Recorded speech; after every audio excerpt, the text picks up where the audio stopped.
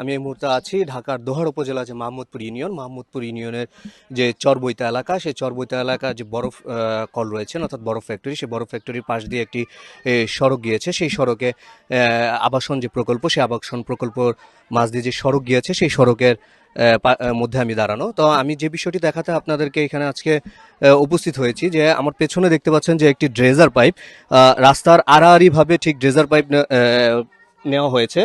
আমরা কিছুক্ষণ আগেও একটি ফটোকার্ড নিউজ করেছিলাম আমাদের এশিয়া বার্তা, যেখানে দেখানো হয়েছিল যে এই ড্রেজার পাইপের কিন্তু কিছুই ছিল না, আড়াআড়িভাবে শুধু ড্রেজার পাইপটিকে টানা হয়েছিল।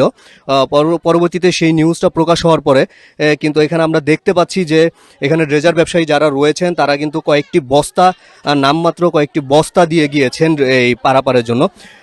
আমরা এখানে এসে স্থানীয়দের কাছে কথা শুনেছি এবং তাদের অভিযোগ শুনেছি যে এইভাবে এই আড়াআড়িভাবে ড্রেজার পাইপ দেওয়ার কারণে কিন্তু এইখানে যারা চলাচল করছেন তাদের চলাচলে কিন্তু আসলে সমস্যা হচ্ছে। বিশেষ করে যানবাহন চলাচলে কিন্তু বড় ধরনের একটি বাধা সৃষ্টি হয়েছে এই ড্রেজার পাইপে।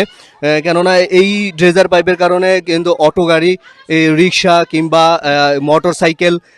মোটরসাইকেল যে কোনো ধরনের যান চলাচলে কিন্তু বড় ধরনের বাধা সৃষ্টি হয়েছে। তবে আমরা এখানে স্থানীয় যারা রয়েছেন, স্থানীয় লোকজনের মাধ্যমে কিন্তু এতটুকু জানতে পেরেছি যে মতিন নামে এক ড্রেজার ব্যবসায়ী কিন্তু এই ড্রেজার এইভাবে পাইপ লাইন টেনে কিন্তু উনি এখানে ব্যবসা করছেন। অর্থাৎ মানুষের দুর্ভোগ সৃষ্টি করে কিন্তু এই মতিন সাহেব কিন্তু এইভাবে জনদুর্ভোগ সৃষ্টি করেছেন এই মাহমুদপুর ইউনিয়নের চরবৈতা এলাকায়। আমরা এইখানে কয়েকজন যানবাহন চালকের সাথেও কিন্তু কথা বলেছি।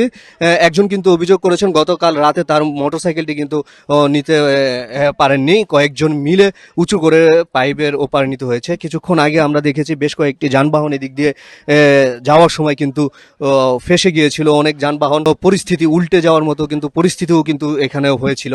তো ঢাকার দোহার উপজেলা যে মাহমুদপুর ইউনিয়ন, সেই মাহমুদপুর ইউনিয়নের চরবৈতা যে এলাকা, চরবৈতা বড় ফ্যাক্টরির পাশে যে এলাকা, সেই এলাকা থেকে রাস্তার উপরে যে ড্রেজার পাইপ, সেই ড্রেজার পাইপের বিষয় বিস্তারিত কিন্তু জানাচ্ছিলাম। যে এখনও আমরা দেখতে পাচ্ছি যে আরেকটি রিক্সা ইতিমধ্যে এখানে এসে উপস্থিত হয়েছেন। আপনারা আসলে সরাসরি দেখতে পাবেন যে এইভাবে এই দিক দিয়ে যে যান চলাচল কিন্তু এই ড্রেজার পাইপের কারণে কিন্তু এখানে এসে কিন্তু যাত্রীদেরকে নেমে যেতে বাধ্য হচ্ছে, কারণ এই ড্রেজার পাইপ দিয়ে কিন্তু যারা চালক রয়েছেন তারা কিন্তু যেতে পারছেন না। আমরা একটু সরাসরি সেই চালক সাহেবের কাছে যাব, যে জানতে চাইবো যে তিনি এখানে কেন যাত্রী নামিয়ে দিলেন এবং এখান দিয়ে যাওয়া তার জন্য মানে সম্ভব কিনা। আপনি এই যে ড্রেজার পাইপ দিয়েছে, এদিক দিয়ে কি এখন আপনি এই গাড়িটা নিয়ে যেতে পারবেন? না, পারতাম না। পারবেন না? না। আচ্ছা, এই জন্যই কি এখানে কি আপনি যাত্রী নামিয়ে দিলেন? হ্যাঁ। এই সমস্যা আপনার এই ড্রেজার পাইপে কি কি সমস্যা হচ্ছে একটু বলেন আপনাদের। আর এই যে গেলে মনে করেন হয়তো টাকাটা উল্টে যাবে, ওরা উল্টে গেলে পিছনটা বেড়ে গেলে দুঃখ পাইব, এলে আমি নামাই দিলাম। এখন আপনি আবার ঘুরে আবার ব্যাক করে চলে যাবেন? হ্যাঁ। আচ্ছা, ধন্যবাদ।